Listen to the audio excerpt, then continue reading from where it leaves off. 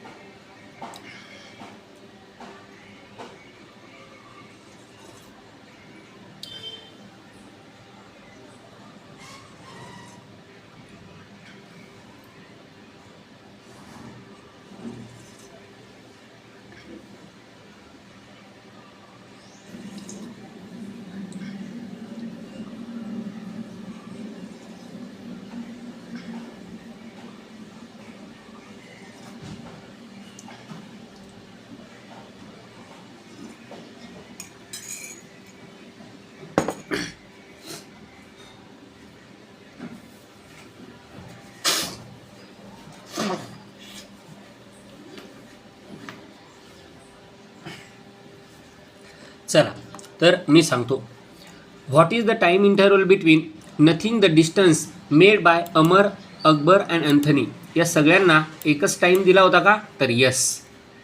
Who has cover equal distance and equal interval of time, असा कोण आहे की त्यानं इक्वल डिस्टन्स इक्वल टाईममध्ये कवर केलं आहे, तर तो कोण आहे, तर अमर आहे. त्यानंतर are all distance cover by Akbar in a fix time intervals the same, no.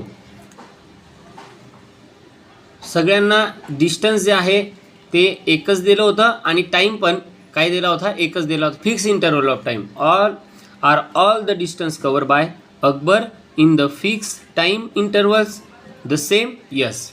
चौथं, consider the distance cover by Amar, Akbar and Anthony in fix time interval, सगळ्यांना एकच टाईम दिला होता, yes. What can you say about their speed, काय त्यांचा speed एक होता, तर नो. आता याच्यामध्ये तुम्हाला if an object cover equal distance in equal time interval it said to be the moving with uniform speed, त्याला आपण युनिफॉर्म स्पीड असं म्हणतो. इथं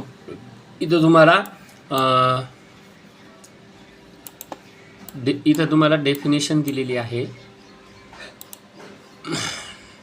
नॉन युनिफॉर्म की इथं अनइक्वल डिस्टन्स आणि इक्वल टाईम, आणि इथं इक्वल डिस्टन्स आणि इक्वल टाईम इंटरवल, हे तुम्हाला युनिफॉर्म आणि नॉन युनिफॉर्मची काय दिलेली आहे डेफिनेशन.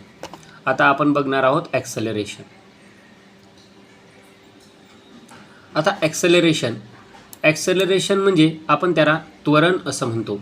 ॲक्सेलरेशन म्हणजे त्वरण. काय केलं, इथे एक ॲक्टिव्हिटी दिली, हा आहे बॉल आणि हे आहे चॅनल.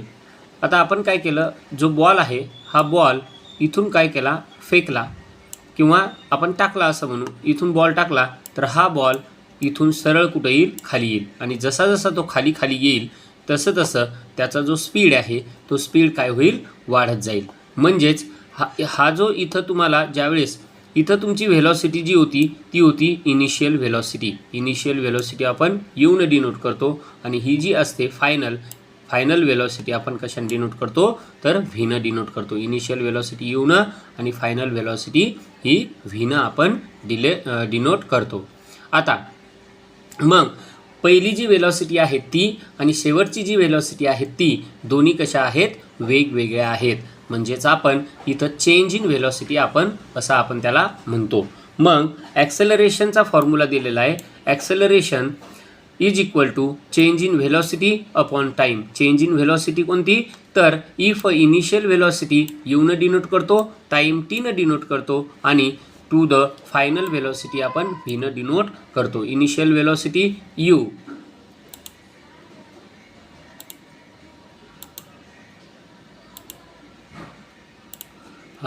इनिशियल व्हेलॉसिटी यूनं डिनोट करतो, टाईम टीनं, आणि फायनल व्हेलॉसिटी व्हीनं डिनोट करतो. म्हणून acceleration is equal to a in final velocity minus initial velocity upon time, आणि फायनल व्हेलॉसिटी आपण व्हीनं डिनोट करतो आणि इनिशियल व्हेलॉसिटी आपण यूनं डिनोट करतो. म्हणजे acceleration is equal to V minus U upon time.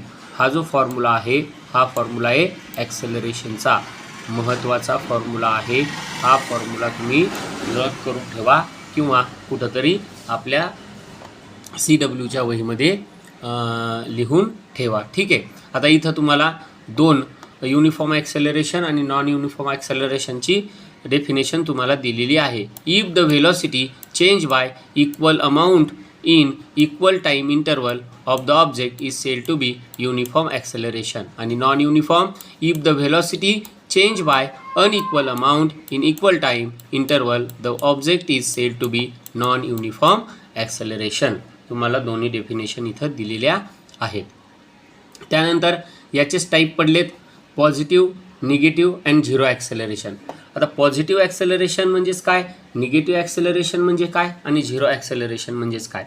Positive म्हणजेच आपण इथं एक उदाहरण घेऊ, स्कूटीचं ॲक्सेलरेटर जसं जसं आपण वाढवलं तसं तसं स्कूटी काय होते, समोर जाते. जसं जसं स्कूटीचं ॲक्सेलरेटर आपण कमी केलं तसं तसं तिची स्पीड काय होते, कमी होते. म्हणजे वेग कमी होतो, व्हेलॉसिटी कमी होते. आणि जर आपण त्या स्कूटीचं जर आपण ॲक्सेलरेटर वाढवलं नाही तर मात्र ती स्कूटी पुढेही जात नाही आणि मागेही जात नाही. आणि जर ती सेम स्पीड नसेल तर ती सेम स्पीडनं राहते. आता याच्यावरती आपण 3 डेफिनेशन बघूया.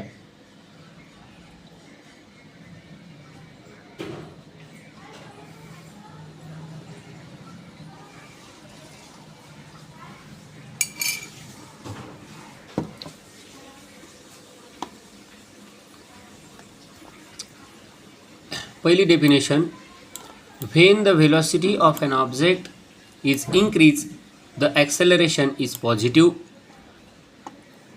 दुसरं, when the velocity of an object is decreased with the time, it has negative acceleration. आणि तिसरं, if the velocity of the object does not change with time, it's zero acceleration. ही झाली पहिली डेफिनेशन. त्यानंतर ही झाली दुसरी definition आणि ही झाली तिसरी डेफिनेशन. ह्या 3 डेफिनेशन तुम्हाला लर्न करायच्या आहेत. त्यानंतर distance time graph form uniform. युनिफॉर्मचा जर आपण ग्राफ घेतला तर हा जो आहे हा ग्राफ आहे, हा ग्राफ आहे. ह्याच्यात स्केल दिलेली आहे. Scale x axis Y axis 1 centimetre 1 centimetre म्हणजे 1 सेंटीमीटरच्या अंतरावर आपण हे काय केलं आहे, घेतलं आहे. आता इथं एक्स ॲक्सिसवर काय घेतलं आहे तुम्ही, इथं 1 सेंटीमीटर आहे. 1 सेंटीमीटरला किती घेतलं आहे तुम्ही, एक्स ॲक्सिसला 5 घेतलं आहे आणि इथं वाय ॲक्सिसला 10 घेतलं आहे. 10 इथं घेतलं आहे मीटर आणि इथं घेतलं आहे सेकंद.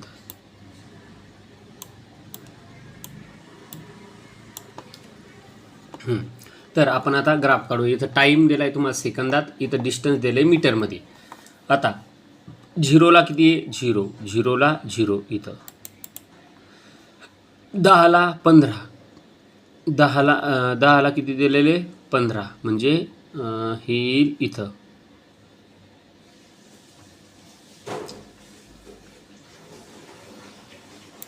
इथं त्यानंतर 20ला 30, 20ला 30 इथे येईल. त्यानंतर 30ला 45,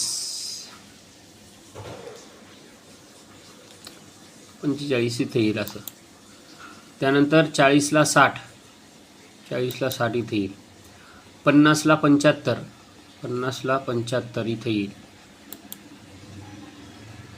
60ला 90, 60ला 90, 80, 90 इथे येईल. 80, 90 इथे येईल आणि हे इथे येईल असं करून.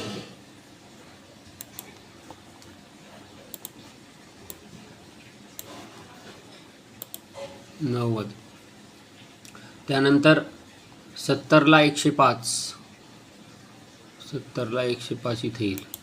तर जर आपण बघितलं तर ही जी लाईन आहे ही लाईन तुम्हाला स्ट्रेट लाईन तुम्हाला अशी दिसेल. ही जी लाईन आहे आता स्ट्रेट येणार नाही, पण ही जी आहे ही काय आहे, स्ट्रेट लाईन आहे. मग ही जी स्ट्रेट लाईन आहे तर याला आपण म्हणतो युनिफॉर्म ग्राफ. याला म्हणतो आपण युनिफॉर्म ग्राफ. स्ट्रेट लाईन यायला पाहिजे. आणि डिस्टन्स टाईप नॉन युनिफॉर्म म्हणलं की नॉन युनिफॉर्म इथं इथं वाय ॲक्सिस, इथं एक्स ॲक्सिस आणि इथं दिलं आहे तुम्हाला टाईम आणि इथं दिलं आहे तुम्हाला डिस्टन्स. इथं दिलं आहे तुम्हाला डिस्टन्स. आणि हा जो ग्राफ आहे हा ग्राफ कसा येईल, असा झिगझॅग ग्राफ तुम्हाला येईल. म्हणजे झिगझॅग ग्राफ आला तर असं समजायचं ते नॉन युनिफॉर्म आहे. आणि जर स्ट्रेट लाईन आला तर असं समजायचं ते युनिफॉर्म ग्राफ आहे. अशा प्रकारे हे तुम्हाला ग्राफ दिलेले आहेत. तर हा एक graph, velocity time graph for uniform acceleration. इथं तुम्हाला ॲव्हरेज काढायचं सांगितलंय.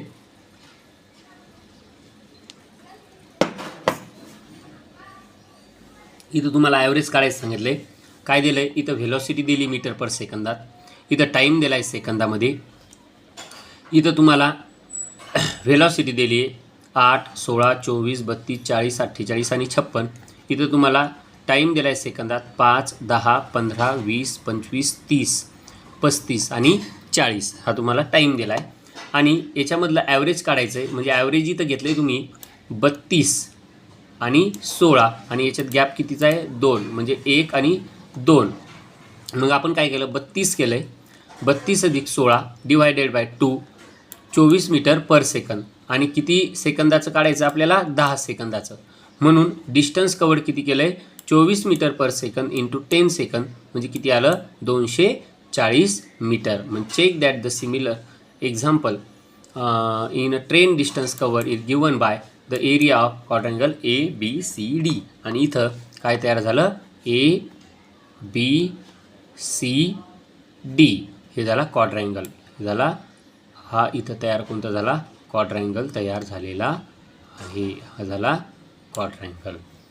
हा झाला क्वाड्रँगल. तर अशा प्रकारे आपण आज काय शिकलो तर आपण आज शिकलो युनिफॉर्म, नॉन युनिफॉर्म, त्यानंतर ॲक्सेलरेशन आणि त्यानंतर ग्राफ शिकलेत.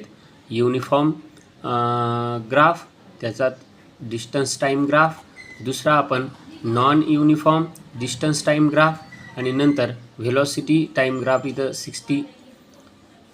इथं 60 पर आवर म्हणजे प्रत्येक तासाला तो 60 गेला आहे. आणि सगळ्यात शेवटी इथं आपण काय केलं ॲव्हरेज काढलं आणि इथं जो तयार झाला आहे हा काय तयार झाला आहे तर क्वाड्रँगल तयार झालेला आहे. याचं काय केलं ॲव्हरेज. आणि 10 सेकंदाचं आपण काय केलं तर 10 सेकंदामध्ये किती डिस्टन्स कवर केलं तर average 24 metre per second into 10 second म्हणजे इथं झालं 240 मीटर. उद्या आपण आता हे सगळ्यात महत्त्वाचं आहे equation of motion using a graphical method. हे सगळ्यात महत्त्वाचं आहे. पुढचं लेक्चर हुकवू नका. ठीक आहे. थँक्यू. धन्यवाद.